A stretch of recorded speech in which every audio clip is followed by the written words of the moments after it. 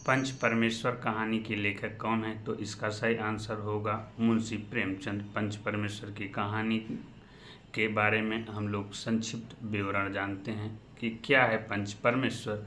तो पंच परमेश्वर, पंच का अर्थ होता है पंचायत का सदस्य अर्थात न्याय करने वाला व्यक्ति, और परमेश्वर का अर्थ होता है ईश्वर। इस प्रकार मिलकर पंच परमेश्वर शब्द मिलकर जब अर्थ बनता है, जब कोई व्यक्ति न्याय की कुर्सी पर बैठता है तो वह किसी पक्ष को न देखकर बल्कि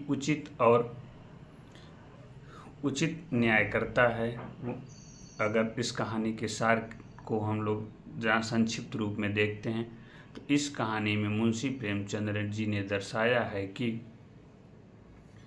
व्यक्तिगत रिश्तों के और दुश्मनी के बावजूद भी कोई व्यक्ति पंचायत का अगर पंच बनता है तो उससे ईश्वर की प्रेरणा से निष्पक्ष न्याय करना चाहिए।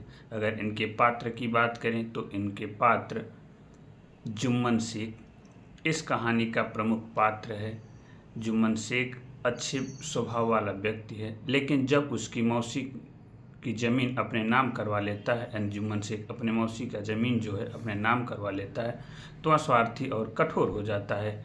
बाद में कहानी के अंत में जब पंच जुम्मन शेख बनता है तब वह पंच परमेश्वर यानी ईश्वर की प्रेरणा से वह निष्पक्ष निर्णय देता है।